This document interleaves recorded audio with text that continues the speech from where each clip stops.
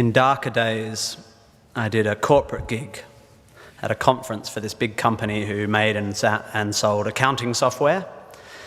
In a bid, I presume, to inspire their salespeople to greater heights, they'd forked out 12 grand for an inspirational speaker who was this extreme sports guy who had had a couple of his limbs frozen off when he got stuck on a ledge on some mountain. It was weird. Software salespeople, I think, need to hear from someone who has had a long, successful and happy career in software sales, not from an overly optimistic ex-mountaineer. Some poor guy who had arrived in the morning hoping to learn more about sales techniques ended up going home worried about the blood flow to his extremities. It's not inspirational, it's confusing.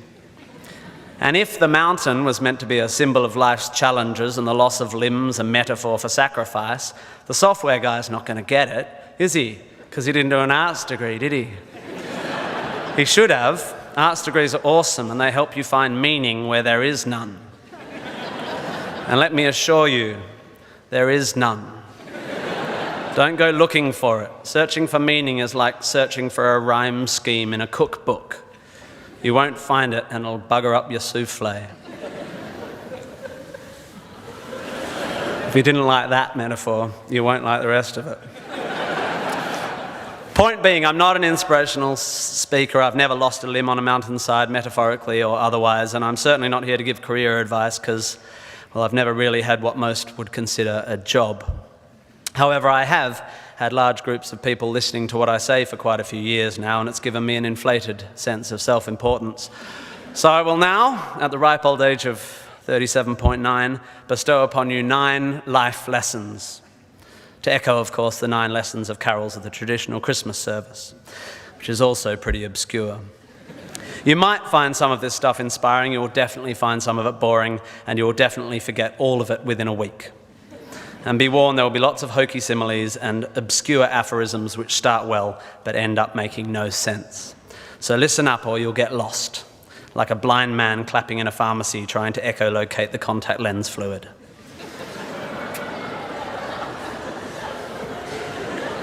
Just looking for my old poetry teacher. Here we go. Ready? 1, you don't have to have a dream. Americans on talent shows always talk about their dreams. Fine, if you have something you've always wanted to do, dreamed of, like in your heart, go for it. After all, it's something to do with your time, chasing a dream.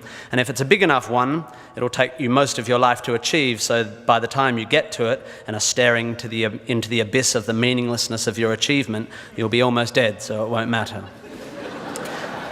I never really had one of these dreams, and so I advocate passionate dedication to the pursuit of short-term goals. Be micro-ambitious. Put your head down and work with pride on whatever is in front of you. You never know where you might end up. Just be aware the next worthy pursuit will probably appear in your periphery, which is why you should be careful of long-term dreams. If you focus too far in front of you, you won't see the shiny thing out the corner of your eye. Right? Good. Advice, metaphor. Look at me go. 2, don't seek happiness. Happiness is like an orgasm. If you think about it too much, it goes away.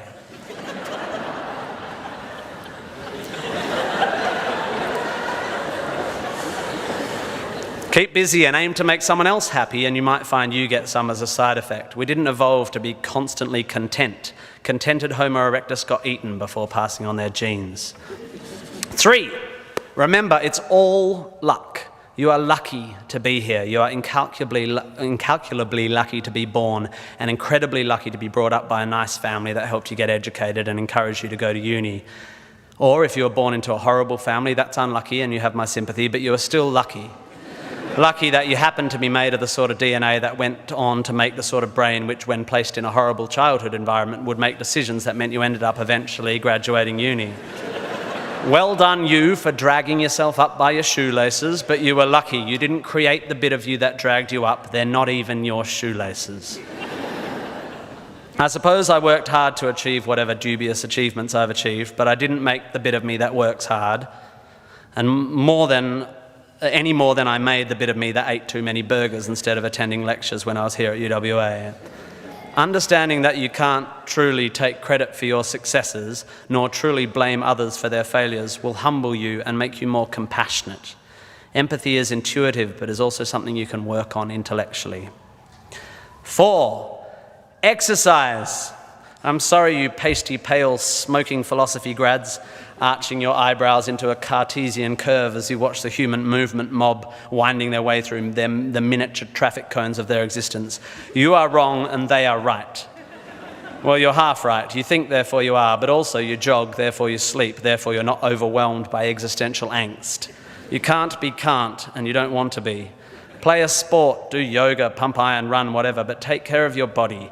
You're going to need it. Most of you mob are going to live to nearly 100, and even the poorest of you will achieve a level of wealth that most humans throughout history could not have dreamed of.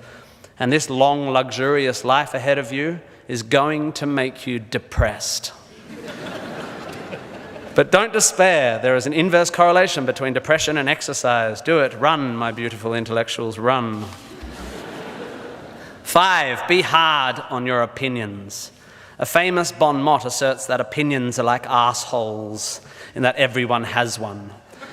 There is great wisdom in this, but I would add that opinions differ significantly from arseholes, and that yours should be constantly and thoroughly examined.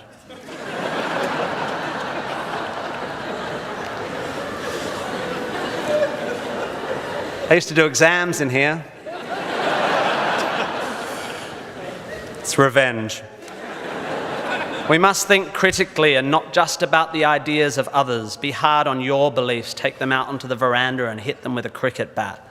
Be intellectually rigorous. Identify your biases, your prejudices, your privileges. Most of society's arguments are kept alive by a failure to acknowledge nuance. We tend to generate false dichotomies and then try to argue one point using 2 entirely different sets of assumptions, like 2 tennis players trying to win a match by hitting beautifully executed shots from either end of separate tennis courts. By the way, while I have science and arts graduates in front of me, please don't make the mistake of thinking the arts and sciences are at odds with one another. That is a recent, stupid, and damaging idea. You don't have to be unscientific to make beautiful art, to write beautiful things. If you need proof, Twain, Douglas Adams, Vonnegut, McEwen, Sagan, Shakespeare, Dickens for a start. You don't need to be superstitious to be a poet. You don't need to hate GM technology to care about the beauty of the planet. You don't have to claim a soul to promote compassion. Science is not a body of knowledge nor a belief system. It is just a term which describes humankind's incremental acquisition of understanding through observation. Science is awesome. The arts and sciences need to work together to improve how knowledge is communicated.